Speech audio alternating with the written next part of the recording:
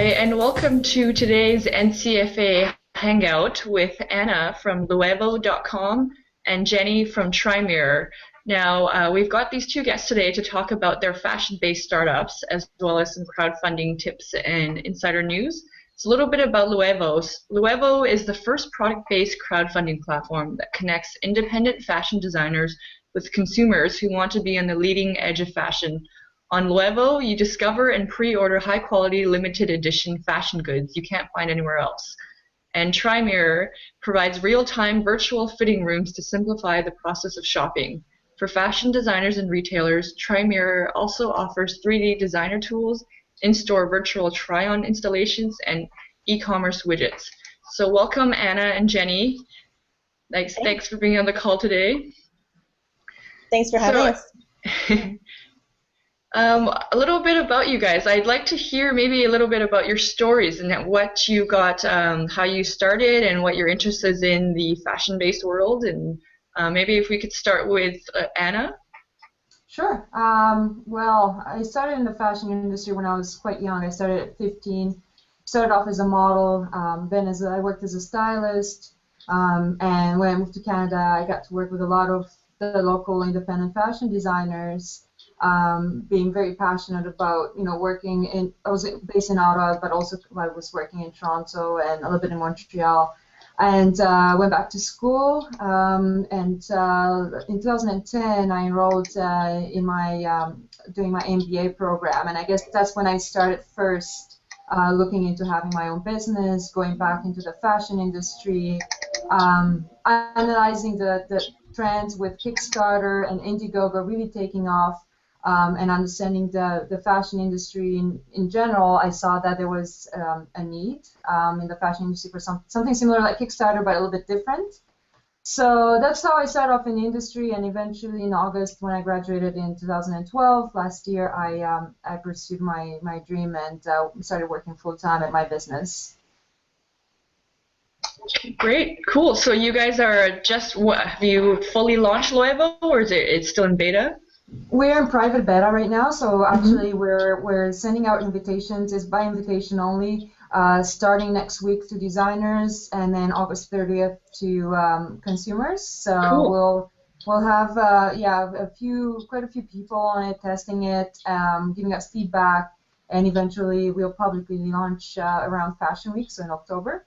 Okay, very cool. And Jenny, could you tell us a little bit about your story with TriMirror and your very cool new high-tech avatar technology? Yeah, sure. So about 3 years ago, we started doing this. Before that, my co-founders and I had a company that we built, grew, and sold, which was a social network around jewelry, actually. It started in '99, so it was, the first wave of forums and social networks. So we got the hang of how social networks operate and what people want on the consumer side as well as on the vendor side. And then we were looking for a new thing to do. We were playing around with different ideas. And just as consumers, we thought, wouldn't it be amazing to try on clothes online? And I know many people have had this idea as well because it's so obvious, right? It's such a big problem for both shoppers and retailers and brands and designers that still hasn't been solved. So we started working with some really great developers who work in gaming technology and mathematics, kind of rocket science stuff, to do real-time 3D cloth physics simulation. So in order to try on clothes online, you need to be able to see how the garment actually behaves, right? How it fits, how it moves when you're walking, when you're sitting, just as you would when actually trying on clothes. You start, twisting in front of the mirror or sitting down and things like that. So, it took us a good year and a half to develop this technology to make it all real time. And so we started licensing it to retailers' websites for their e-commerce platform, for in-store installations, and at the same time building a social network through photo sharing apps that we made. So we basically created our own not crowdfunding because they didn't fund us, but interest, the kind of interest that you get from crowdfunding, that's what we built, right? So we had a community of people who are really early adopters, who are very interested in finding new things around fashion and social, and technology, and they started spreading the word for us. We never did any marketing at all. And so the community grew and grew, and now we're about to launch our virtual try-on website for consumers. We're also in private invite-only beta, like Anna's website. But we already have, this great social network and lots of interest to kickstart, no pun intended, this community and this website for trying on clothes. Cool. They both sound very interesting. So how has some of the changes recently with a lot of the social trends and you guys building your own networks online with not necessarily with crowdfunding, but just with some of these trends, how has that helped you start and sort of kickstart your businesses and build that community? Mm-hmm. Anna, would you like to?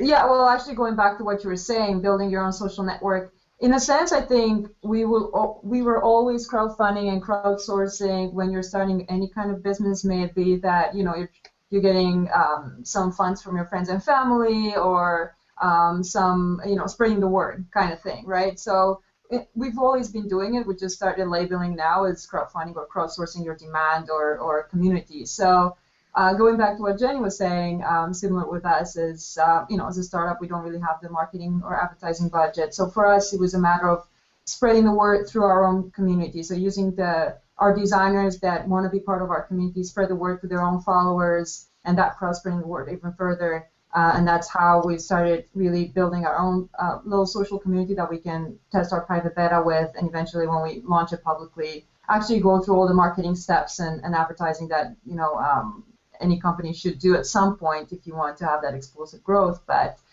in the beginning stages, we've always used word of mouth and using the crowd really to support us. Yeah, I mean, absolutely. I completely agree with that. And actually, when we started actually raising funds from angel investors and venture capitalists and granting organizations, we needed to show attraction, right? So it often becomes a chicken and egg problem with startups. The funders ask for clients. The clients are asking for other clients. And clients also want a product, and you can't create a product without funding. So obviously we were lucky that we already had bootstrap funds from our previous business. But in order to grow, you obviously have to raise more money. And the traction that we were able to get right away is from consumers. Right away to show that they're very interested, that they see this to be the future, and so as you grow that social network, you can show the funders and the brand customers that you have actual interest from thousands, hundreds of thousands of people. So that was a huge benefit. I think new startups can really take advantage of, especially in fashion, because it's very easy to get people excited about fashion-based projects. Absolutely. Yep. Mm-hmm. And Anna, I have a question for you specifically about Luevo, since it is, you guys are, I guess, kind of categorized as a fashion crowdfunding website. So how exactly are you tying in the consumers with the crowdfunding? I understand a little bit about your model, but maybe if you could explain more how the crowdfunding plays into the effect and all of, I guess, how your community works. Right, so it's very straightforward. It's really a pre-ordering in essence. It's a pre-ordering platform. So consumers come on and they place pre-orders to be the first in line for this fashion goods that are not yet in production. And the community, we've seen also local communities really forming around the designers that are in that community. So consumers really in the fashion world really started focusing on eco-fashion and local produced fashion and local designers. So those local communities coming together on our website, they also discover maybe other designers from their own community or others, and we're really seeing it coming together in a very interesting and dynamic way. They're really by referrals and that's really great. But I guess we'll see a lot more when we actually launch publicly and get that bigger traction that Jenny was talking about. Right now it's very localized, but I can see it growing in Canada, the United States, and England actually quite rapidly, in the sense that people just really want to support their economies. So there are different kinds of crowdfunding solutions right now, but we're really focusing on that product needs. So And people like buying fashion, so why should they spend $25 on a thank you note when they can spend $50 and get the actual product or whatever it is, So yeah, so we're really seeing communities coming together. Obviously, you're both kind of interested in crowdfunding, or your business model has something to do around crowdfunding. And Jenny, you is also an advisor at NCFA Canada as well. I just want to maybe see what your thoughts are on crowdfunding and where it's heading, some trends that you see or what your interests are. Mm-hmm.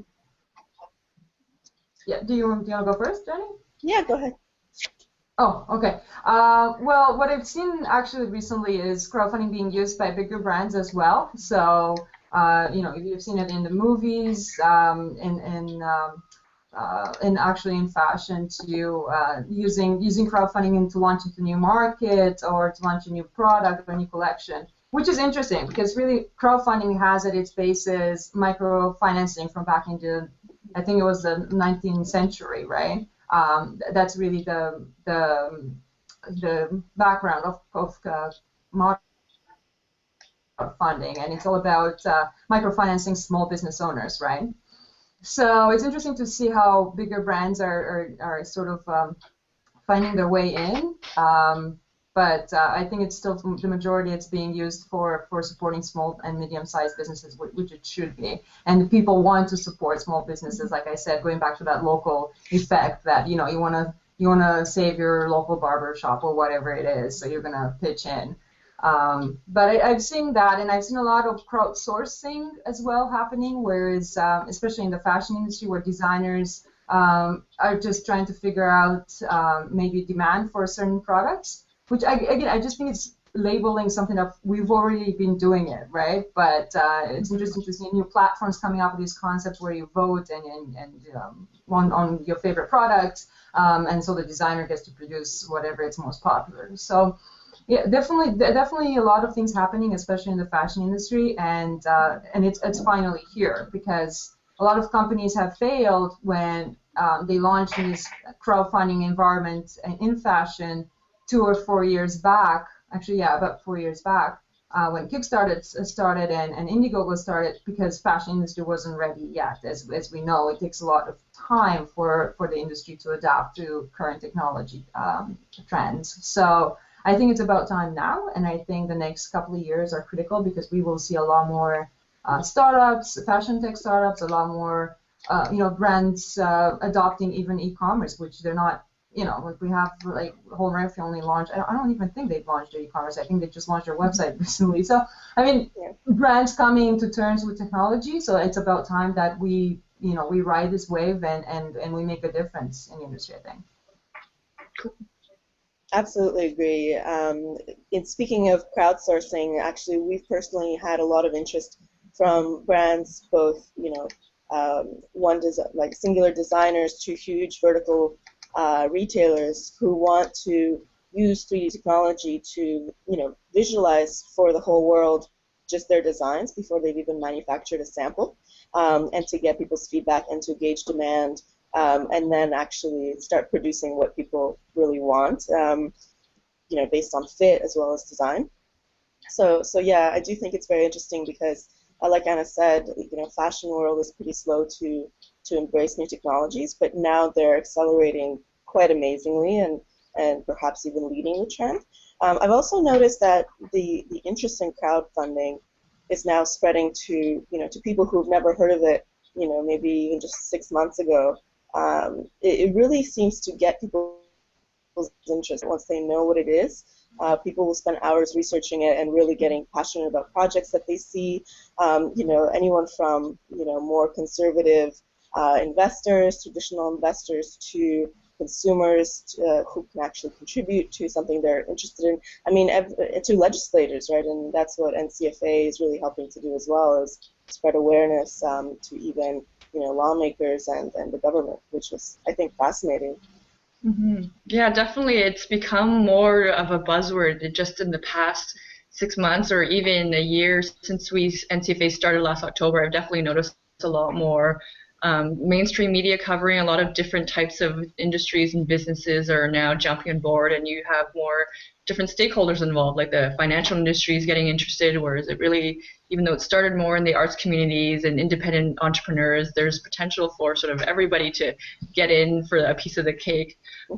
So before we kind of wrap up, I just wanted to see if you guys had any other questions for each other about NCFA, crowdfunding, or anything you want to mention about how crowdfunding or your plans in crowdfunding for your businesses.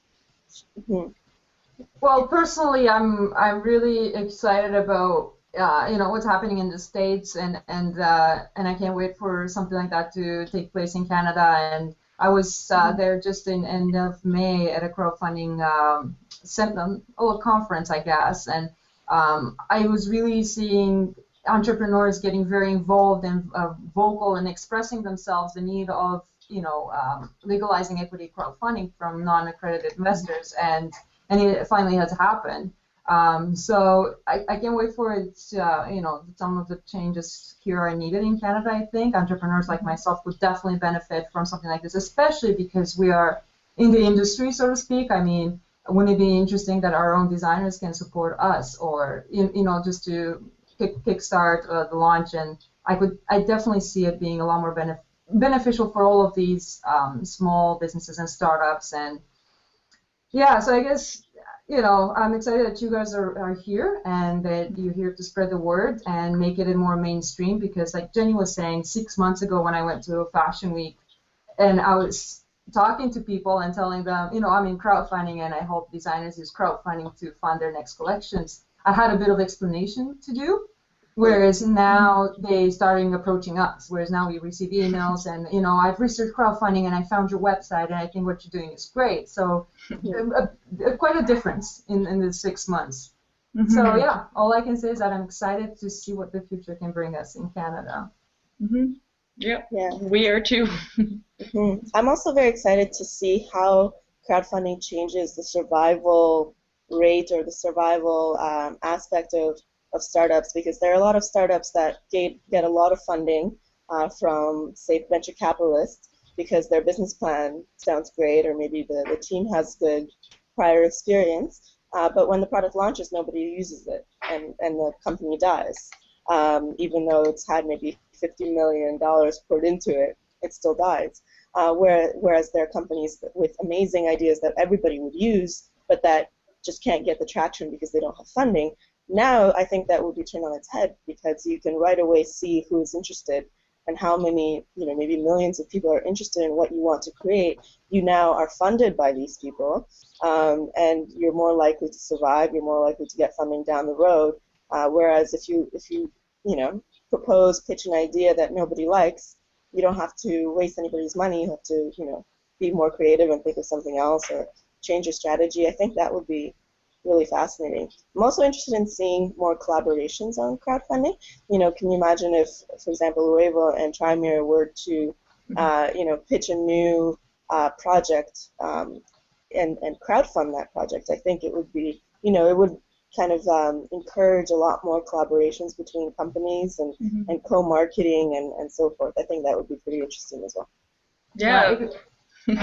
Actually, I was just reading an article. I'm pulling it up right now. I just read an article on that, how some companies just raised, like, I don't know, it was $35 million, and the idea is if there's certain criteria why investors would jump in. If you have a history as an entrepreneur, they'll put in the money. But again, there are always amazing ideas that they don't really get funded.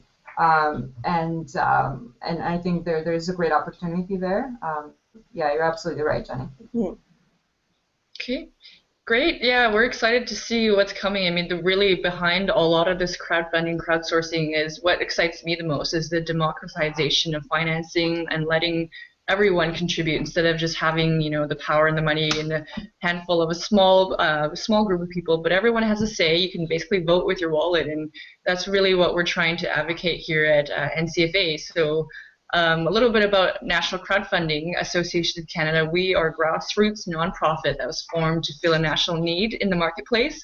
So we work with industry groups, government, academia, and other business organizations such as Luevo and TriMirror to create a strong and vibrant crowdfunding industry and voice across Canada. So we represent all types of crowdfunding, whether it's equity or rewards based or donation based. We're try to maintain an independent, unbiased voice. And we're community-based, national, but membership-driven.